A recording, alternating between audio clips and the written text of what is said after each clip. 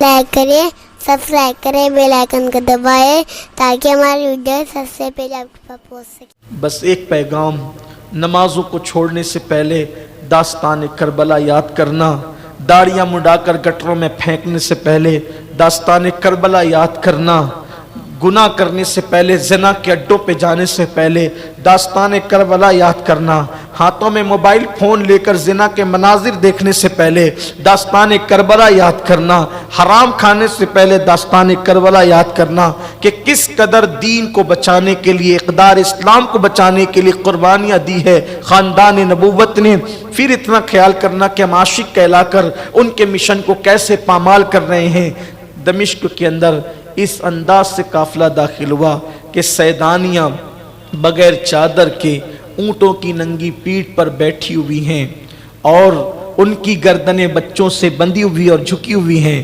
حضرت امام زین العابدین کے گلے میں توق ہے، وہ بھی خاردار توق، پیروں میں بیڑیاں، ہاتھوں میں ہتکڑیاں ہیں اور ہاتھ میں اونٹنی کی نکیل ہے، یوں گردن جھکا کر آج وہ چل رہا ہے قیدی کی حیثیت سے، جس کے نانا بابا نے کئی لوگوں کو جہنم کی قید سے نجات عطا کی تھی۔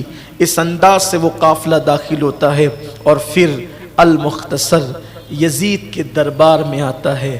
یزید کے دربار میں وہ قافلہ آیا، اس وقت یزید شراب پی رہا تھا، قافلے کو دیکھا، دیکھنے کے بعد اس نے شعر پڑھا۔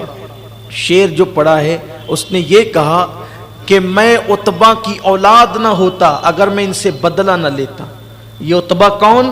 جو بدر میں مارا گیا تھا، وہ بدبخت عتبہ جو بدر میں مارا گیا تھا، اس کی طرفداری کرتے ہوئے کہہ رہا ہے کہ میں عتبہ کی اولاد نہ ہوتا اگر میں ان سے بدلہ نہ لیتا، اور کہتا کہ بدر میں جو ہمارے ساتھ سلوک کیا ہم نے وہ بدلہ ان کے بہتر لوگوں سے لے لیا۔ اور پھر اس بدبخت نے کہا کہ معاذ اللہ، بنو ہاشم پر کوئی وحی نہیں آئی، انہوں نے تو یوں ہی بادشاہت کے لیے ڈھونگ رچایا تھا، العیاذ باللہ۔ اس طرح کی باتیں اس بدبخت نے کہی، اور بھی روایتیں ملتی ہے۔ اور پھر ان کو دربار میں کھڑا کر دیا گیا۔ جب کھڑا کیا گیا تو اس ظالم نے بھی اسی طریقے کی بات کی کہ ہاتھ میں چھڑی لے کر امام علی مقام کے لبوں کو اس نے بے ادبی کرنا شروع کی۔ اتفاق سے وہاں روم کا سفیر بیٹھا ہوا تھا، ایک یہودی عالم بیٹھا ہوا تھا۔ روم کے سفیر نے کہا یہ اتنا خوبصورت کس کا سر ہے؟ تو اس نے بڑے گھمنڈ سے کہا یہ محمد کے نواسے کا سر ہے اور ہم نے اس کو کاٹ دیا ہے۔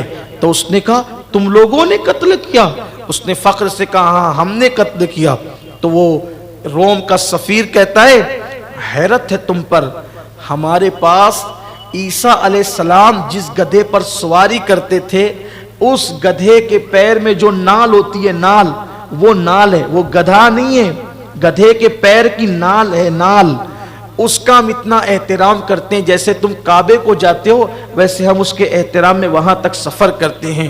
اور تم نے نبی کا نواسا، اور جو یہودی عالم بیٹھا ہوا تو اس نے کہا کہ داؤد علیہ السلام سے لے کے مجھ تک 70 پشتوں کا فاصلہ ہے، یعنی 70 پشتوں کے بعد میں داؤد علیہ السلام کی اولاد میں سے ہوں۔